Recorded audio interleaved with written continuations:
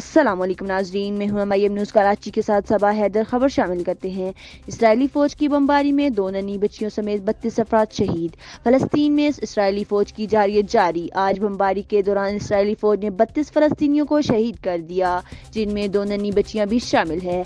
फलस्तीनी सहाफ़ी उसाम नसीर ने अपने इंस्टाग्राम अकाउंट पर 2 नन्ही बच्चियों की तस्वीर शेयर की हैं, जिन्हें आज गजा में शहीद कर दिया गया। उन्होंने अपने पैगाम में कहा कि आज सुबह जबालिया पनाह गजीन कैंप में इसराइली फजाई हमले में औकल खानदान की 2 बच्चियां भी शहीद हो गई। दूसरी जानिब अरब मीडिया के मुताबिक गजा में इसराइली फौज के हमलों में कम से कम 32 अफराद शहीद हो चुके हैं। इनमें शमाली गजा के 15 अफराद भी शामिल हैं, जहां इसराइली फौज के मुआसरा चौथे हफ्ते में दाखिल हो चुका है।